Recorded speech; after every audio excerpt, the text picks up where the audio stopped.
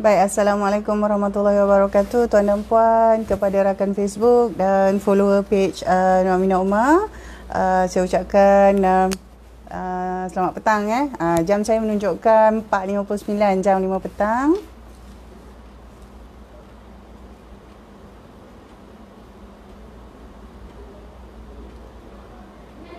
Jadi sebagaimana yang saya ada maklumkan, sebagaimana yang saya ada maklumkan, petang ini jam 5 ini sebenarnya saya akan buat satu sesi FB Live di page ini.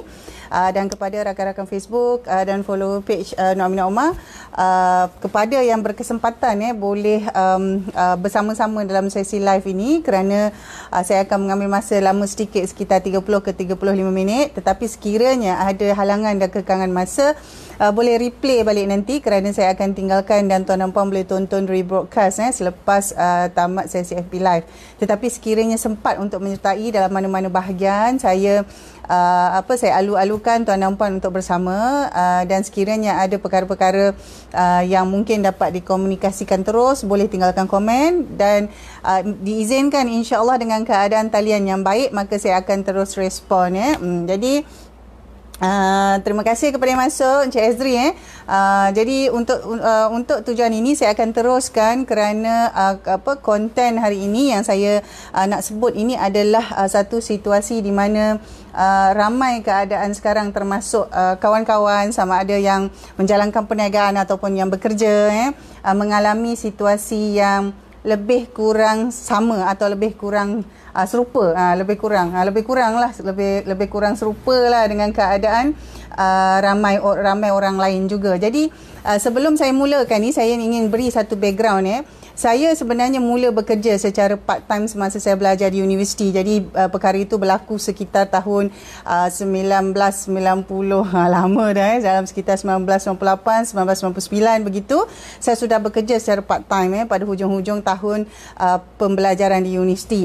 Dan saya mengaku bahawa ada satu paper semasa saya belajar di universiti itu, ada satu paper saya perlu repeat. Jadi kawan-kawan saya semua dah graduate. Pada tahun 1999 sepatutnya saya convo dan graduate bersama kawan-kawan saya, tetapi saya defer satu paper, saya repeat, bukan defer, saya repeat. Jadi saya graduate pada tahun 2000. Jadi bila saya graduate tu, saya graduate bersama junior. Jadi graduasi saya tu, convocation saya tu tidaklah sehebat mana, walaupun universitinya adalah Universiti Melaya, kerana kawan-kawan saya semua dah grad dulu, saya grad lambat. Jadi tahun 2000. Jadi sebelum itu sebenarnya saya dah bekerja part time, dan tuan dan puan bayangkan apabila ada sesi alumni berjumpa, kawan-kawan semua dah bekerja dengan gaya hebat, tetapi saya masih buat kerja part time lagi sebab belum combo pada waktu itu. Jadi pada tahun 2000 itu barulah saya betul-betul memulakan kerjaya saya yang tidak berdasarkan bidang profesional. Saya buat degree kejuruteraan, ijazah pertama kejuruteraan CAT-CAM di Universiti Melaya, tetapi selepas itu semasa akhir-akhir tahun pembelajaran itu, sebenarnya saya ambil pekerjaan part time sebagai private tutor. Jadi selepas saja tamat graduasi, saya masih lagi jadi tutor sehinggalah saya konvo, dan antara kerja yang saya mohon antaranya adalah perkara yang saya dah suka buat, iaitu mengajar. Jadi saya memohon untuk kerja-kerja yang berbentuk mengajar tapi dalam kategori teknikal, Jadi perubahan itu juga sebenarnya merupakan satu cabaran apabila nak berubah, belajar engineering tetapi masuk dalam bidang pendidikan, mengajar. Walaupun dia dalam bidang IT, mengajar komputer, tetapi masih dalam mengajar, tidak menjadi jurutera. Walhal kawan-kawan lain dah jadi engineer, ada yang fakulti sains bukan fakulti kejuruteraan pun dah jadi engineer. Jadi ada satu konflik dalam diri itu yang sangat kuat, konflik yang sangat kuat, yang terpaksa diharungi pada waktu itu. Walaupun ada duit tak ada masalah, kerana menjadi private tutor pada waktu itu sangat lumayan. Jadi sebulan pun dah boleh dapat gaji 3,000 pada waktu itu. Jadi masuk tahun 2000, saya barulah betul-betul bekerja, maksudnya ada employer, ada KWSP so bekerja. Dan sehinggalah pada tahun 2002 barulah mendirikan rumah tangga, dan pada waktu itu terus buat keputusan untuk meneruskan kerjaya dalam bidang pendidikan. Jadi sehinggalah pada tahun 2008 Dia lama tu 2008 barulah saya mula menceburkan diri masuk kepada jalan usahawan dengan membuka syarikat, dan waktu itu perniagaan yang pertama adalah dengan syarikat pendidikan, syarikat pendidikan. Dan dengan pada tahun 2013 pada tahun yang terakhir itu sebenarnya akaun ditutup, akaun syarikat ditutup dengan jualan dengan total revenue sebanyak 3 juta pada tahun itu. Dan pada tahun itu juga sebenarnya saya membuat keputusan untuk keluar daripada perniagaan itu dengan menjual. Maksud saya tidak menjual syarikat, tetapi saya menjual ke semua outlet perniagaan pada waktu itu sebanyak 5 buah, dan sebenarnya hanya 4 sahaja yang dapat dijual dengan cara yang betul. Satu lagi terpaksa dilelong. Sebenarnya 3 sahaja yang dapat dijual dengan harga yang betul, harga pasaran yang betul. Satu terpaksa harga yang sangat rendah, kira fire sale lah. Tapi satu lagi tu memang lelong. Memang lelong kerana untuk penutupan, untuk penutupan. Jadi perubahan yang paling besar daripada pelajar kejuruteraan tapi tak jadi engineer, akhirnya waktu tu jadi cikgu, dan lepas jadi cikgu masuk kepada usahawan, buka sebuah syarikat pada tahun terakhir dengan revenue syarikat sebanyak 3 juta itu, pada tahun kelima itu adalah satu perkara yang besar dan kemudian buat keputusan menjual syarikat itu, dan kemudian pada tahun 2013 itu saya menyertai satu kumpulan syarikat bisnes dan bersama-sama dalam projek itu selama 5 tahun dan selepas itu pada tahun 2018 pada tahun 2018 bergerak secara sendirian selepas tamat kontrak dilantik sebagai CEO dan pengarah itu, maka saya berubah lagi satu kerjaya. Jadi dalam keadaan perubahan-perubahan ini tuan dan puan, sebenarnya ada perkara-perkara penting yang saya lalui, iaitu bagaimana cara kita nak mendepani apabila kita berubah daripada sama ada berubah dari konteks kerjaya ataupun bisnes. Bila kita bertukar itu, sebenarnya pertukaran ini bukanlah satu pertukaran yang mudah. Dia melibatkan kekuatan emosi, dia melibatkan kekuatan minda, dan dia seterusnya memberi reflect kepada kita punya physical appearance. Jadi kepada tuan dan puan rakan-rakan Facebook saya di luar sana, saya yakin tuan-tuan juga ada melalui fasa perubahan-perubahan ini, dan pada tempoh menghadapinya itu, sama ada tuan dan puan sedar atau tidak, tuan dan puan sebenarnya sudah melalui satu rintangan yang besar, terutama apabila tuan dan puan masuk ke dalam dunia usahawan. Saya dapati, ini saya sendiri rasa, dan ramai saya jumpa kawan-kawan apabila mereka sudah menjadi usahawan dan terpaksa keluar daripada dunia usahawan itu, tuan dan puan, dia merupakan satu keputusan yang sangat sukar untuk dibuat. Kerana dalam konteks kerjaya sebagai seorang usahawan ini, tuan dan puan, dunianya berbeza. Dunianya berbeza kerana kita lah yang perlu memikirkannya dan kita lah yang perlu membentuknya, berbanding daripada kita bekerja dengan orang. Percayalah, sekiranya tuan dan puan sudah menjalankan perniagaan sekurang-kurangnya 2 tahun atau 3 tahun, sekiranya tuan dan puan nak minta kerja dengan syarikat lain, isi resume, buat surat application, job application, situasinya berbeza, rasanya berbeza, fikirannya berbeza. Dan saya tidak dapat nak saya tak dapat nak terangkan apakah sebenarnya perasaan itu, melainkan tuan dan puan lalu sendiri dan tuan dan puan memahaminya. Walau bagaimanapun, sekiranya tuan dan puan mahukan saya memberi satu analogi daripada perubahan setiap fasa itu, saya boleh sebut satu analogi, tapi analogi ini pun saya sendiri tidak pernah lalui.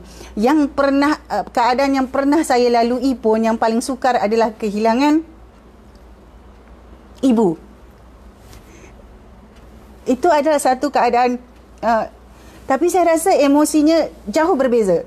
Kehilangan seorang yang kita sayangi dengan keadaan kita terpaksa membuat keputusan untuk meninggalkan satu dunia yang kita sudah sebati dengannya adalah satu perkara yang sangat menyakitkan. Jadi kalau tuan dan puan dah dalam bisnes, kalau tuan dan puan cuba tulis surat, buat resume, minta kerja, memang saya boleh bagi tahu dalam 98% tuan dan puan tak akan buat. Kalau buat pun tuan dan puan tak akan teruskan. Mungkin tuan dan puan hanya hantar surat sahaja, lepas tu tuan dan puan tak akan teruskan untuk bekerja dalam syarikat orang. Melainkan kalau dalam keadaan yang terdesak, tuan dan puan memang dah tak ada pilihan lain, maka yalah, katalah tuan dan puan, kita ada keluarga, kita ada anak-anak, kita ada pasangan ataupun kita ada komitmen. Mungkin kita menjaga ibu bapa kita yang tua.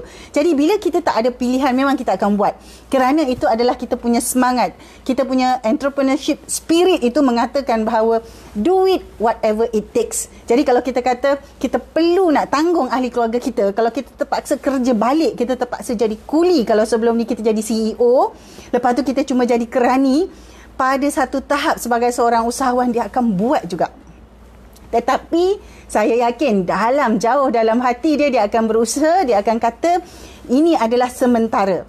Untuk mengumpulkan balik kekuatan, untuk mengumpulkan balik mungkin dari segi modal, mungkin dari segi connection, mungkin dari segi selok-belok perniagaan yang baru untuk membuatkan kita bangkit semula, untuk masuk semula ke dunia perniagaan.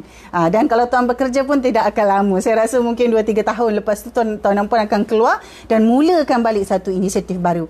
Jadi untuk itu tuan dan puan, dalam keadaan sekarang ni, dalam keadaan PKP, dalam keadaan MCO, meskipun sekarang ni sudah PKPP, tetapi kita tidak tahu kesan ekonomi kepada keadaan bisnes kita sekarang ini sejauh mana. Jadi ramai di antara kita yang memang terpaksa, nak tak nak mesti kena buat banyak perubahan.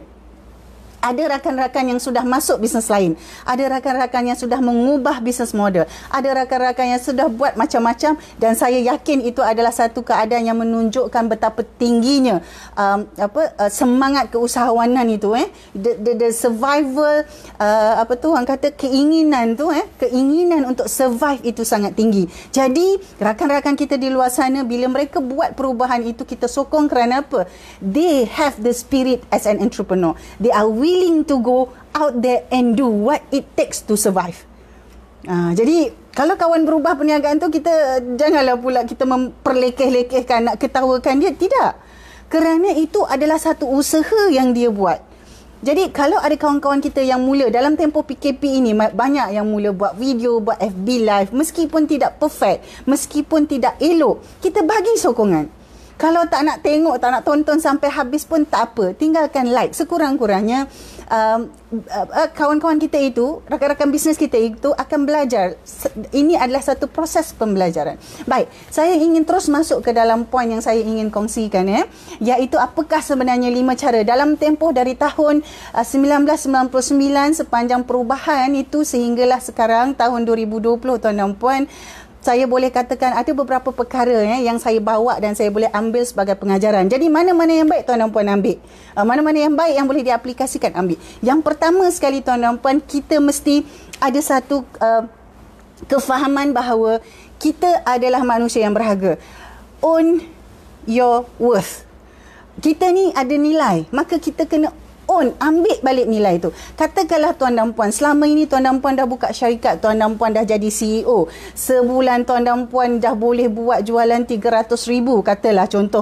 Tetapi dalam keadaan sekarang, tiba-tiba tuan terpaksa bertukar. Tuan terpaksa buat delivery. Tuan terpaksa drive kereta, terpaksa ride atas motor. Ini saya bagi contoh yang ekstrim. Jadi sehingga kan tidak ada lagi situasi yang sebelum ni, dah tak ada. Mungkin staf dah berhenti, bukannya kita nak berhentikan, terpaksa berhentikan, ataupun mereka sendiri yang lari. Jadi dalam keadaan itu tuan dan puan, bila kita terpaksa mendepani itu, ingat balik, own your worth. Kita ini adalah individu yang bernilai. Maka rujuk balik tuan dan puan, kita tengok balik pengalaman-pengalaman kita. Okey, kita pernah buat sale 300,000. Pegang itu dan lihat apakah kekuatan, apakah perkara-perkara bagus yang kita pernah buat, jadikan dia sebagai satu, orang kata, semangat, satu panduan untuk kita teruskan. Dan kita tahu kejatuhan kita hari ini adalah sementara. Kejatuhan dan kesukaran kita hari ini adalah sementara.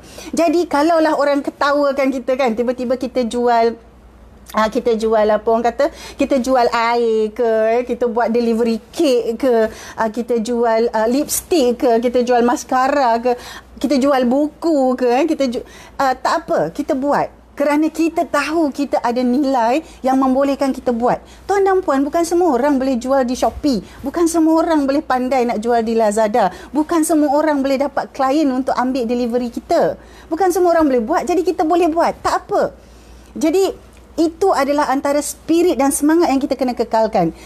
Jangan orang gelakkan kita, orang kata, kenapa tiba-tiba tukar perniagaan? Lain you punya brand positioning lah. Ini tak bagus. Ya, orang lain boleh kata kita apa-apa, tapi kita, we ourselves, we own our worth.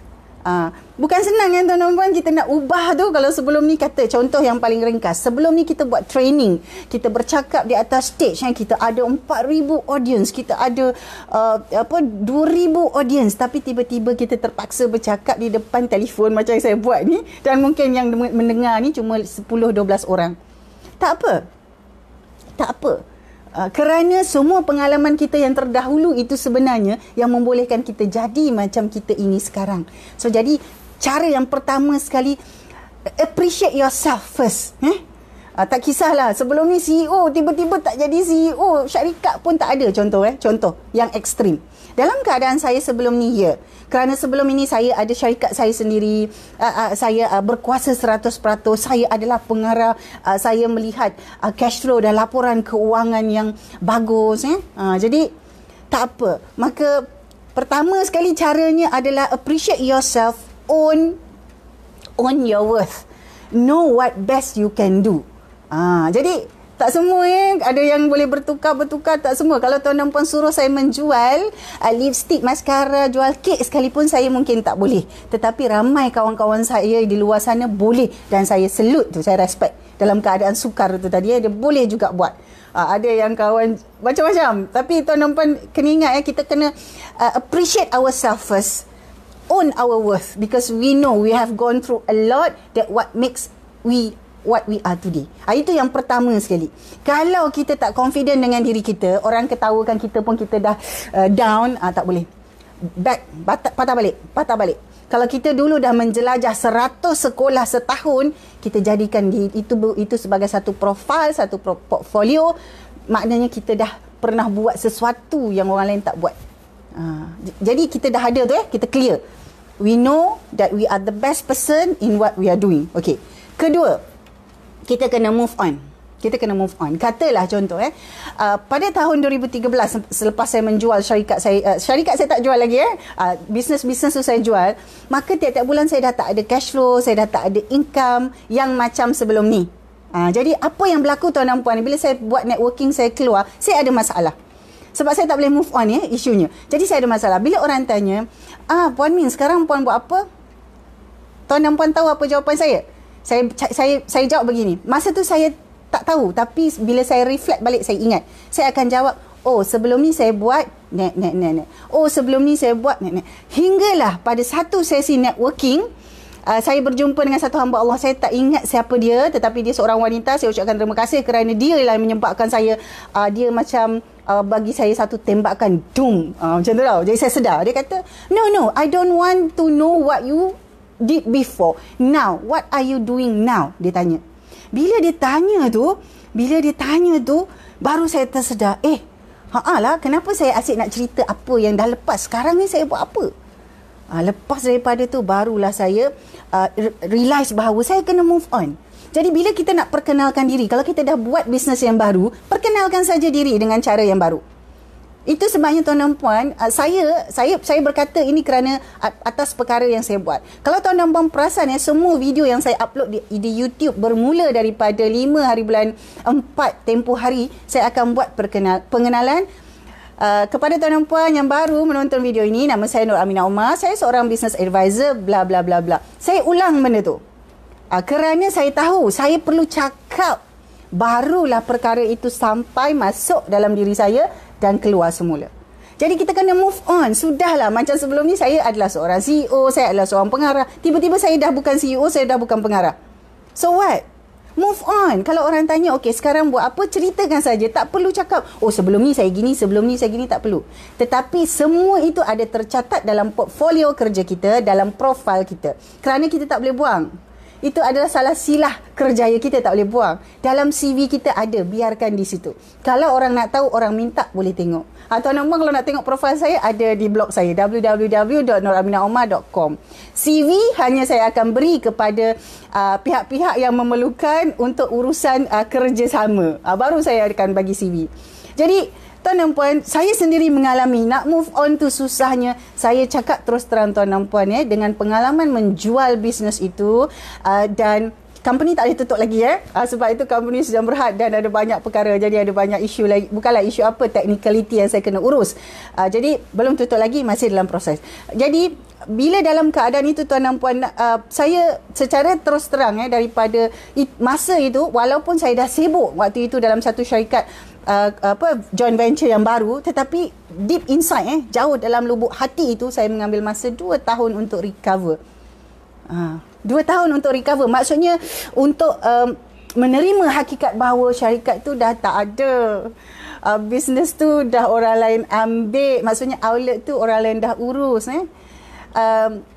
Saya tak boleh nak explain apa perasaannya, tetapi kalau tanya saya apakah analoginya, mungkin tuan dan puan boleh rujuk kepada mana-mana wanita, apakah perasaan mereka apabila mereka terpaksa membuang rahim mereka. Itu perasaannya. Saya tak tahu macam mana nak explain kerana paling teruk pun yang saya pernah lalui sendiri adalah kehilangan ibu saya.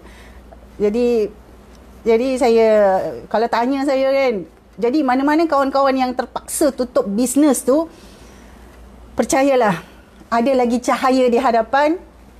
Move on. Pertama tadi, own your worth. Own your worth. Kedua, kita move on. Tak apa. Okey, yang ketiga. Yang ketiga, kita bina positioning baru. Kena buat positioning baru.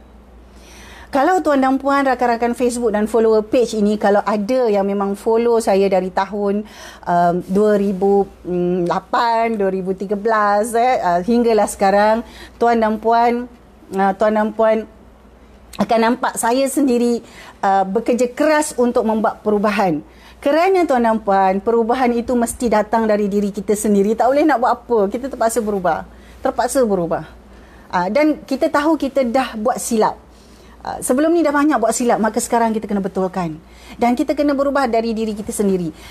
Saya perlu nyatakan juga, pada banyak keadaan sebenarnya, bila kita nak buat positioning itu, kita kena ada satu orang kata environment yang positif, yang menyokong. Kalau tuan dan puan, keadaan di rumah, pasangan, anak-anak, adik-beradik atau ibu bapa, kalau keadaan di rumah tidak menyokong, tuan dan puan terpaksa berkorban. You have to sacrifice. Bukan sacrifice sampai nak minta cerai ke, sampai nak keluar rumah, bukan. Sacrifice to your own emotion. Ini memang saya siarkan secara live dan memang saya akan tinggalkan video ni di sini sampai ke satu tahap kita terpaksa beritahu pasangan kita keadaan kita dan nyatakan bahawa untuk mengelakkan, untuk kita nak clear our mind dan kita boleh setkan kita punya positioning yang betul, kita kena ada satu environment yang positif. Kalau dekat rumah tu negatif, katalah pasangan kita tu bukan jahat, tetapi mereka ni, kadang-kadang pasangan kita ni bukan orang bisnes, jadi cara dia fikir lain. Jadi kadang-kadang kita kena beritahu dia, saya bukan apa, kalau dalam keadaan macam ni, kalau saya diam saja, bukan saya marah, tapi saya belum bersedia nak bercakap. Sebab kadang-kadang kalau kita bercakap, kita jadi lagi stres. Dan bila kita stres, kita negatif. Bila negatif, kita tak boleh fikir. Bila kita tak boleh fikir, nak position apa? Bercakap pun jadi tak betul. Kita tulis kat Facebook, semua negatif. Kita cakap pun semua negatif. Tak mau. Jadi buat begitu. Kalau ada anak-anak di rumah pun beritahu siap-siap. Katalah, okey, Abah sekarang dalam keadaan susah. Kalau Abah diam, Abah duduk dalam bilik, jangan ganggu. Kena bagi tahu supaya kita ada satu environment yang positif dan kita boleh kawal emosi kita. Dan kita ni pula janganlah sentiasa negatif duduk dalam bilik je kan, bukan. Tapi maksudnya kita tahu bila environment kat luar tu negatif untuk kita, kita tak nak ambil.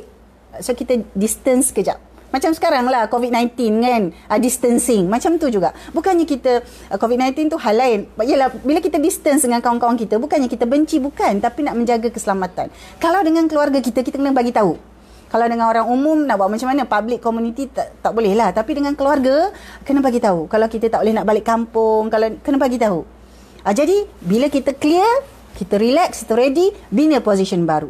Bina position baru. Katalah sebelum ni kita positionkan diri kita sebagai CEO syarikat. Tetapi sekarang kita bukan CEO. Mungkin sekarang kita, okeylah, contoh, mungkin sekarang kita seorang consultant. Tapi kawan-kawan kita dalam geng-geng CEO tu masih ada lagi. Jangan compare dengan mereka. Mereka masih CEO. Kita bukan. Kita mungkin dah consultant. And we are the CEO of our small new venture. It's different. We have to macam start up balik. Kena struggle balik. Lain. They are different. They are continuing what they have been doing as the CEO. They are growing their companies. We are not. Jadi bila kita nak positionkan kita tu, kita pun mesti faham. Seolah-olah macam kita baru. Macam kita ni baru buat benda baru. Jadi itu kata positioning tu kita buatkan cari yang betul. Itu yang ketiga. Yang keempat, tuan dan puan, kita kena practice lah. Katalah contoh, kita buat kerjaya baru. Kita buat kerjaya baru. Jadi kerjaya baru kita sekarang ni adalah restaurant owner. Contoh, I'm a restaurant owner. Jadi kita dah tahu, kita dah move on dah ni. Kita nak positioning yang baru, iaitu kita ni adalah restaurant owner. Okay. Jadi kita kena practice jadi seorang restaurant owner tu. Practice. Apa yang kita kena buat? Bila kita praktis itulah yang kita akan belajar proses. Kita mungkin akan follow owner-owner restoran lain. Kita mungkin akan follow chef-chef yang terkenal. Kita akan follow tu maksudnya kita tengok apa yang mereka buat. Oh, macam tu Oh, macam tu. Okey. Jadi bila kita belajar tu, kita embrace the process. Kita kena ambil proses tu sebagai satu pembelajaran yang baru. Ini yang keempat. Kena praktis buat tu. Kalau kita kata, okey kita berubah kerjaya jadi YouTuber. Katalah tuan dan puan memilih jadi YouTuber. Jadi kena praktis lah. Tak payahlah asyik nak baca nota lagi. Tapi kena praktis, bacalah nota tu. Praktis dan tengok best practice.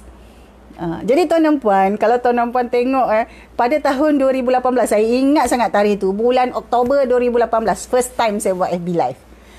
Tapi FB Live tu saya dah sorokkan lah. Tuan dan puan takkan jumpa saya sorokkan.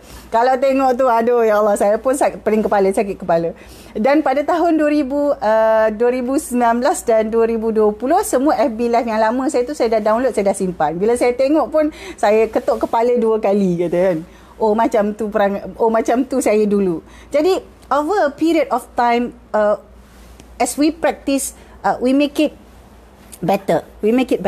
We won't be able to reach the best yet, tapi kita akan jadi bertambah baik.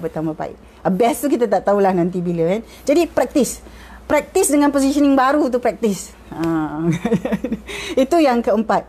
Yang kelima tuan dan puan, yang terakhir sekali ni ialah tu keep on doing. Kena sentiasa teruskan buat. Maksudnya jangan biarkan orang lain tarik kita ke bawah. Don't let others pull us down. Kadang-kadang bila kita dah tukar positioning, lepas tu kita practice, kita keep on doing tu, akan ada suara-suara datang. Akan adalah kata-kata datang. Kenapa you buat macam ni? Tak elok tau untuk you punya positioning. Kenapa you tulis macam ni?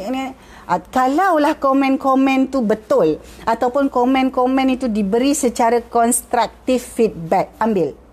Constructive feedback ni maksudnya dia akan beritahu apa yang bagus dan kat mana kita boleh baiki.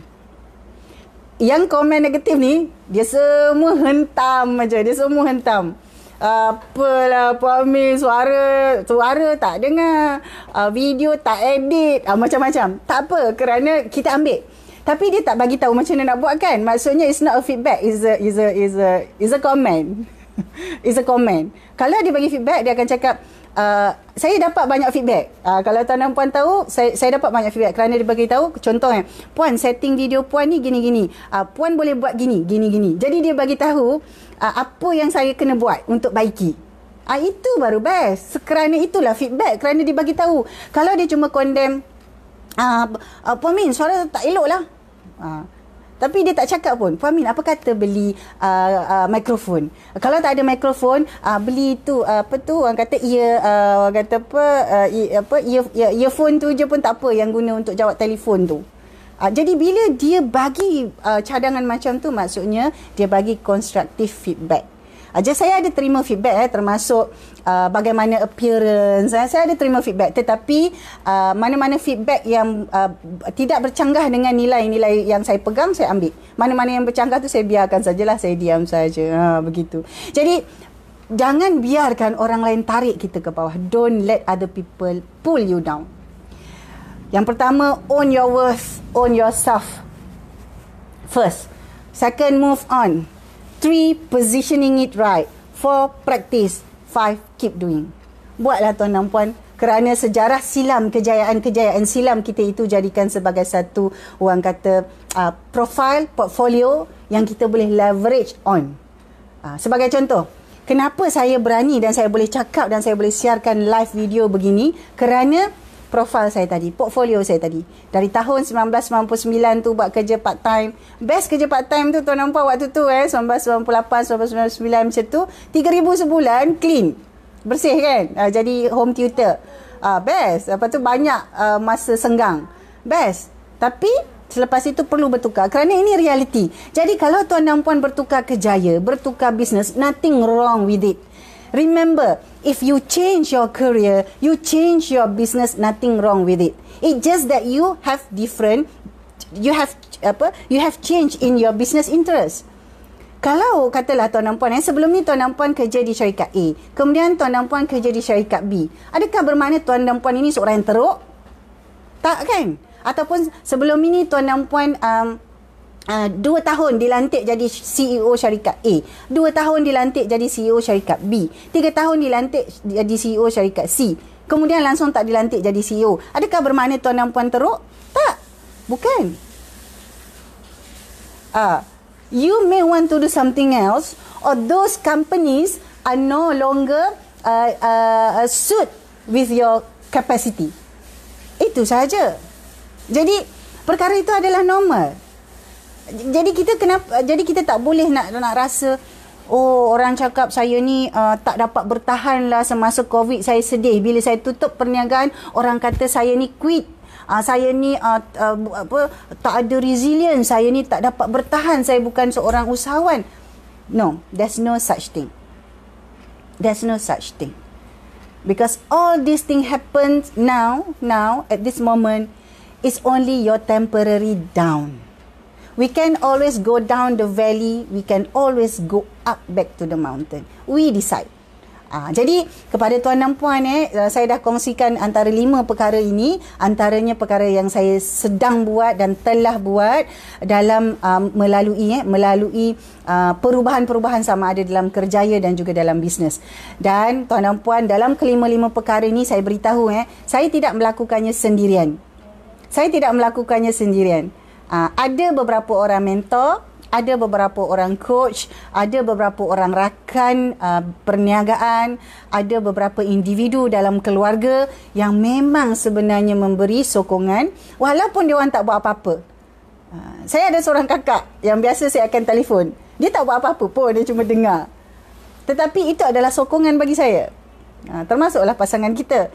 Dia tak buat apa-apa pun. Tetapi saya dah beritahu, dengar saja. I just want you to listen. You don't have to orang kata crush your brain to help me to find solution. Just listen. I just need someone to listen to.